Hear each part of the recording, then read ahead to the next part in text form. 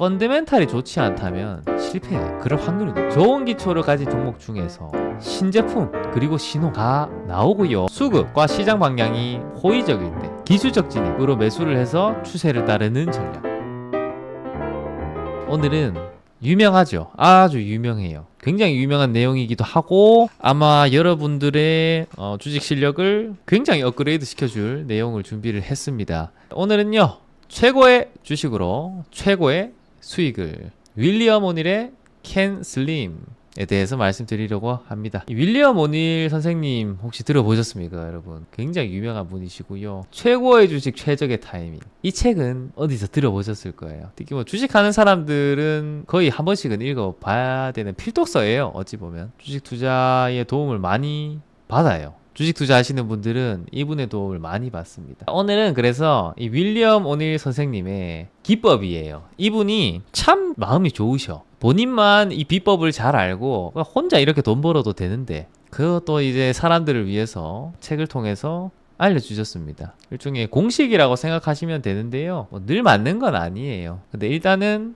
성공 확률을 높여주는 그런 좋은 방법입니다. 1933년생이면 지금 90세로 삶을 마감을 하셨군요. 되게 그래도 장수하셨죠. 투자자분들이 참 장수하십니다. 머리를 많이 써서. 미국에서 태어나셨고요. 이분이 그래서 뭐 어떤 사람이냐, 도대체 얼마나 대단한 사람이냐 살펴보면 이 투자 시장에서는 돈 번 걸로 그냥 말하면 됩니다. 돈을 얼마나 많이 벌었냐, 그걸로 보시면 돼요. 1960년대 초부터 이제 시작을 했는데 얼마로 했다? 25,000달러로 시작을 하셨다고 하네요. 25,000달러면 지금 기준으로는 얼마입니까? 뭐 1,000원만 하면 2,500이고 지금 환율이 좀 뛰니까 3,000만 원 조금 넘겼네요. 근데 이 당시에 3,000만 원이면 굉장히 좀 큰 돈이다, 맞죠? 어쨌든 그렇게 시작을 했고요. 펀드로 시작을 하셨죠. 그렇게 시작을 하셨는데 순식간에 20만 달러까지 불리십니다. 대단하죠. 이분이 쓴 책 그 영어판이 뭐냐면 How to Make Money인가? 그러니까 어떻게 시장에서 돈을 만들어내냐, 그렇게 책을 쓸만 하시죠. 거의 뭐 10배 가까이 이렇게 하신 분이니까 대단하신 분입니다. 어쨌든 이분의 투자 철학이 뭐냐, 이분의 투자 철학은 말 그대로 추세 추종하는 사람이라면 기립박수를 칩니다. 가장 강한 기업, 가장 강한 추세에 투자하라, 이런 철학을 가지고 계세요. 뭐 요거 말고도 다양한 명언을 많이 남기셨습니다. 이런 투자 철학을 가지고 계세요. 여기서 보면 아시겠지만요, 이분은 대표적인 추세 추종자예요. 지금 활동하고 있는 많은 추세 추종자들의 표본이죠, 표본. 그래서 이분은 성장주 투자법의 아버지라고 불려요. 실제로 그래요. 지금 활동하고 있는 뭐 마크 미너비니 같은 분도 윌리엄 오닐 선생님을 굉장히 존경하기도 하고요. 어쨌든 성장주를 투자를 한다, 그런 사람들은 반드시 이분의 철학을 배울 수밖에 없어요. 그럴 수밖에 없어요. 그리고 가장 유명한 이 캔 슬림이라는 전략을 개발을 하셨고요. 이런 거를 많이 전파하셨죠. 참 존경받을 만합니다. 캔슬림이 뭔데 도대체? 캔슬림이 일단은 제가 한 줄로 요약을 할게요. 좋은 기초를 가진 종목 중에서 이 좋은 기초라 함은 일단 주식 투자에서 펀더멘탈은 반드시 봐야 돼요. 투자를 하실 때 펀더멘탈을 꼭 봐야 되는데 영어로 하면 펀더멘탈이고 기업의 실적이요, 실적. 이게 가장 중요합니다, 여러분. 그래서 아무리 뭐 어떤 재료가 좋고 차트 모양이 좋고 뭐 누가 내부자가 사고 그런 얘기가 들리더라도요, 펀더멘탈이 좋지 않다면 실패해. 그럴 확률이 높아요. 일단 좋은 기초를 가진 종목 중에서 신제품 그리고 신호가 나오고요. 수급과 시장 방향이 호의적일 때, 좋을 때 기술적 진입으로 매수를 해서 추세를 따르는 전략. 야, 한 줄로 하면 이렇게 돼요. 근데 네 줄이죠. 네 줄 요약이야. 그래서 이제 요거를 하나하나 한번 살펴볼 겁니다, 여러분. 지금 보면 잘 모르겠는 게 있죠. 이제 하나하나 살펴볼 거예요. 그러니까 요 캔슬림 안에 이 모든 게 다 있는 겁니다. C부터 살펴볼게요. 요 캔슬림이 하나하나의 약자입니다. 약자고요. C는 current earnings, 그러니까 최근 실적이에요. 최근 실적. 얼마나 최근을 봐야 되냐. 그러니까 이분 책에서나 보통 보면 최근 분기 아니면 직전에 두 개 분기, 그러니까 이번 분기랑 뭐 저번 분기랑 저저번 분기, 그러니까 한 2분기나 3분기 정도의 실적이 있죠. 거기 EPS를 보는 거예요. EPS가 전년 동기 대비해서 크게 증가한다. 이거는 여러분 다 볼 수 있거든요. 여러분들이 여기 HTS에 가시면 뭐 예를 들어서 삼성전자를 한번 볼까? 삼성전자 보시면요, 여기 기업 분석에 들어가요. FN 가이드도 되고 나이스도 되고요. 여기 보면 연간이랑 분기가 있습니다. 보통은 연간으로 우리가 보거든요. 근데 분기를 이제 딱 클릭을 해.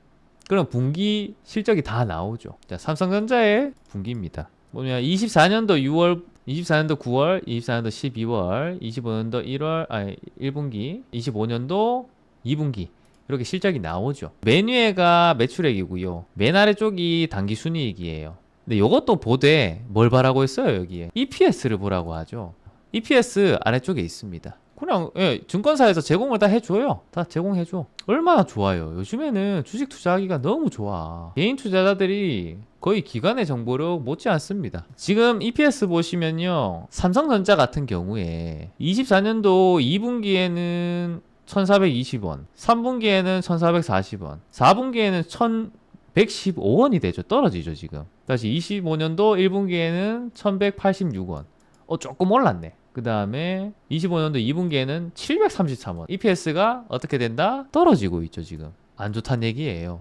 그러니까 이 최근 EPS가 상승을 하면 그런 주식을 일단 눈여겨봐라, 그거예요. 근데 여기 보면 여러분 크게 증가죠. 크게 증가. 그러니까 조금 뭐 쥐꼬리만큼 뭐 개미 오줌만큼 오르는 거 말고요. 크게 증가하는 거예요. 주식시장은 실적이 크게 증가하는 거를 좋아합니다. 그런 게 없을 것 같습니까? 우리나라 시장에 종목이 2,800개 정도가 돼요. 뭐 그 정도 됩니다. 엄청 많아요. 전년 동기 대비해서 EPS가 크게 증가하는 게 아무것도 없겠습니까? 얼마나 많겠어. 그런 거 찾아보시면 되는 거예요.